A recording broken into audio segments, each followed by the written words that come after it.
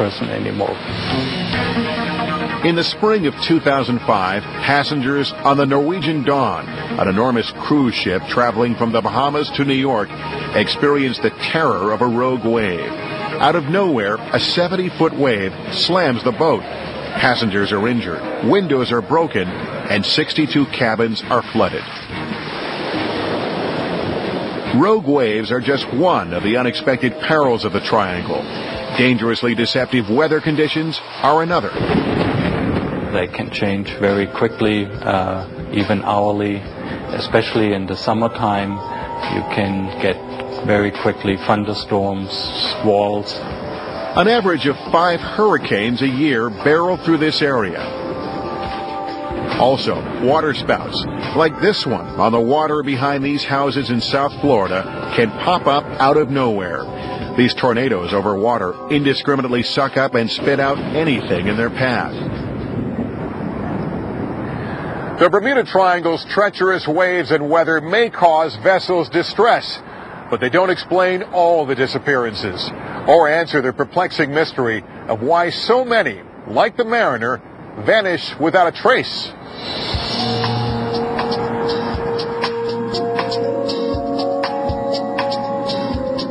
Everything that falls from the ocean surface finds new life on the bottom.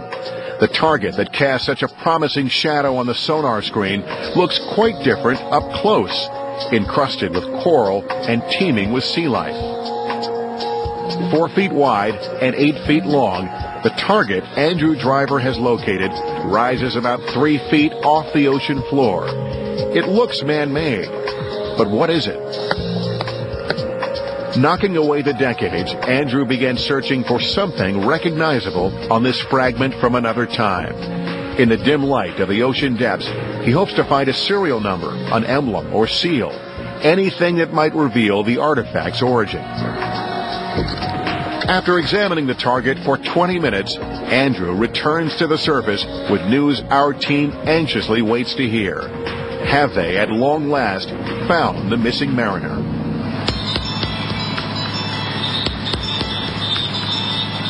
The seas are dead calm out on the edge of the Bermuda Triangle. For the first time since it vanished 60 years ago, our team thinks they may have found a tangible link to the missing Mariner. But after 20 minutes on the ocean floor, examining a lost relic, scuba expert Andrew Driver surfaces with more questions than answers. What's it look like? There's nothing that shouts out at you. It's an aeroplane, but you know, over the 60 years or so, things could have grown up all around it. Were you able to chip any of it away? Yeah, we chipped away and we dug around with a screwdriver, not wanting to do too much damage to the reef or anything like that, just to see if we could find anything that was, obviously human or metallic. But we didn't see anything. After another dive and further discussion, it's determined that whatever it is, or used to be, this fragment is simply too far gone to be positively identified now. With miles of ocean bottom still to be surveyed, expedition leader David Bright decides to press on, confident that the large debris field he's looking for will soon be found.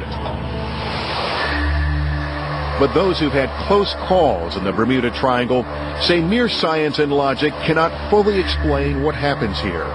Some insist there is something otherworldly going on. After seeing what I saw, I think there's something to the Bermuda Triangle mystery. Doug Gurdon and Paul Vance have a close encounter with mystifying forces in the Triangle. They are on a sailboat en route to the Bahamas from Florida in June of 2001. Night has just fallen when their transforming experience begins. When we were about 12 miles offshore, during our trip, I've been watching the sky and watching the airplanes going into Miami. I watched one particular light, and it came across the sky, and then it stopped. What happened next was that this cloud and this light slowly turned into a swirling mist and started revolving very slowly, and was mesmerized by this, obviously. It was something I had never seen before. It sat there and glowed for 2 or 3 minutes and spun, but it is as if this light came to a predetermined position and this cloud formed underneath it, you know, almost like it was a door. And then the light went through that door or passage. Then, things get even scarier. The only engine on the boat, the one they were using to motor across the Gulf Stream, suddenly starts to fail. When we saw this light and it had finished dissipating, we had engine problems. Without a motor, Vance and Gurdon have to sail back to Florida in the middle of the night. They are shaken by what they saw lurking in the skies above the triangle and relieved to have escaped it. I just said my last little prayer because, I mean, it was really a shocking thing to see. I just made sure all my sins were forgiven one more time. Was it a UFO? Reports of strange lights in the sky here go back for centuries. Remember those lights spotted by Columbus on the eve of discovering the New World? Is it possible that visitors from another galaxy were visiting the triangle even then?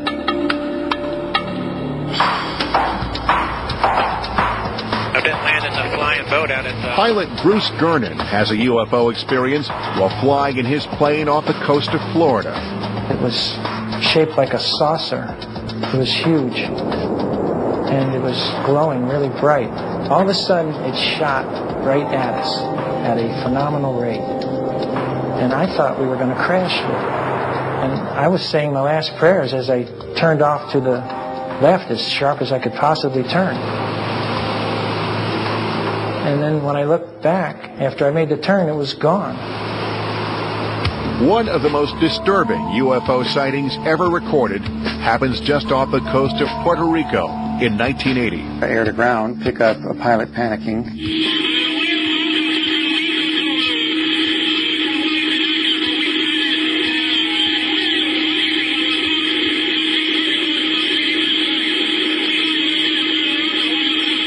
His name was Jose Maldonado Torres.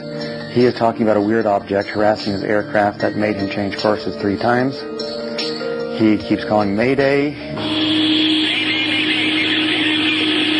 It's obvious he's quite desperate by this time.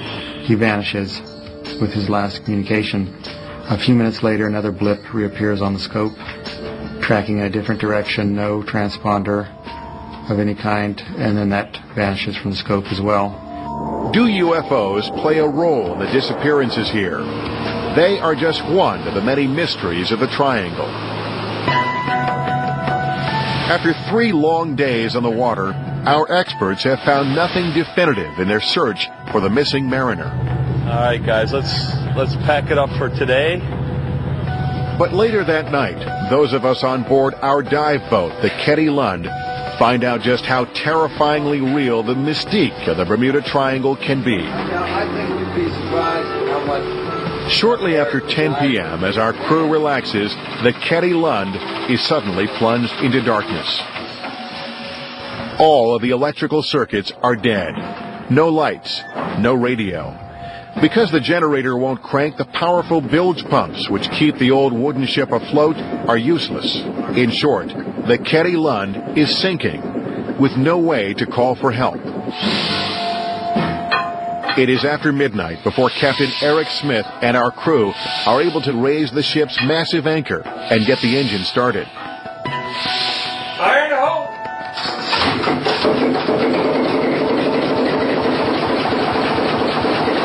After steaming west for more than 2 hours, the crew is able to use a cell phone to call for help. Is Eric all right with us tying on? Early the next morning, the cavalry arrives, carrying a new generator. He's not going to make it through the gate, so we're going to go right up on top. All right, we got it.